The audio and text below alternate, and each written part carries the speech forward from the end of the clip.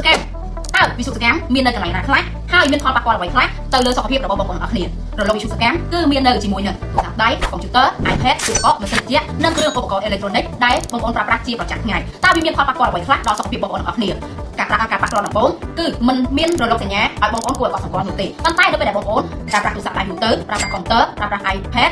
បងប្អូននឹងមានអាការៈឈឺខ្មាំងចុករយស្មាអញ្ចឹងក៏ឈឺភ្នែកក្តៅកាហាយឧស្សាហ៍រហ័សរហៃអស់កម្លាំងលើវើយទាំងអស់នេះគឺបណ្ដាលមកពីរលកវិទ្យុសកម្មកំពុងតែប៉ះពាល់ទៅលើសុខភាពរបស់បងប្អូនអស់គ្នាឥឡូវអស់ការបារម្ភទៀតហើយនេះបន្ទះជីបការពាររលកវិទ្យុសកម្ម Argument អាចជួយថែសុខភាពរបស់បងប្អូនទាំងអស់គ្នាបានគ្រាន់តែបិទមួយបន្ទះនៅលើឧបករណ៍ប្រើប្រាស់របស់បងប្អូនដូចជាទូរស័ព្ទដៃ computer iPad ឧបករណ៍ផ្សេងៗជាដើមនឹងជួយកាត់រលកវិទ្យុសកម្មបាន 100% អាការៈទាំងអស់នេះបងប្អូននឹងកាត់បន្ថយបន្តិចម្ដងនៅពេលដែលបងប្អូនបានប្រើបន្ទះជីបការពារវិទ្យុសកម្មបងប្អូនអាចសាកល្បងបានធ្វើតែបានពិសោធន៍បានបើសិនជាគ្មានគុណភាពធានាដូរលុយជូនបងប្អូនវិញ 100%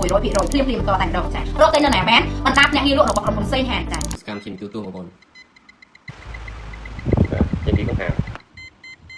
ចេញពីកុំព្យូទ័របងប្អូនចេញពីកុំព្យូទ័រនេះ iPad បងប្អូន iPad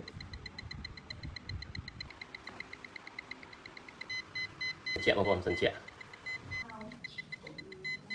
ទូទឹកកកទូទឹកកកបងប្អូននេះបាននេះគឺខ្ញុំសូមធ្វើការពិសោធន៍ជាមួយនឹងរបស់កំពុងថ្មីបាននេះគឺបន្ទះបាទនៅវិទ្យុសកម្មទូរស័ព្ទបាទអញ្ចឹងបងប្អូនចាំមើលការតេស្តថាវាលោតយ៉ាងម៉េចក្នុងការយើងពិសោធន៍ណាបងប្អូនបាទនេះគឺការតេស្តបាទជាមួយនឹងបន្ទះវិទ្យុសកម្មរបស់យើងបាទអញ្ចឹងខ្ញុំខលបាទទៅអូនរបស់ខ្ញុំបាទអញ្ចឹងលោកវិទ្យុសកម្មចាប់ដើមណាបងប្អូនបាទអូនលោកណាបាទនេះដល់ចេញឆ្ងាយតិចបាទបាទបន្ទះវិទ្យុសកម្មចេញឆ្ងាយជាមួយខ្ញុំដាក់ចូលណាបាទនេះដាក់បាត់នេះបងប្អូនបាទខ្ញុំដាក់វិញបាទនេះបងប្អូនយើងដាក់ចូលវិញបងប្អូននេះបាទនេះវិទ្យុសកម្មបងប្អូនបាទនេះសូមបាទយើងដាក់ចូលវិញបាទនេះបាទវាចង់បងប្អូននេះ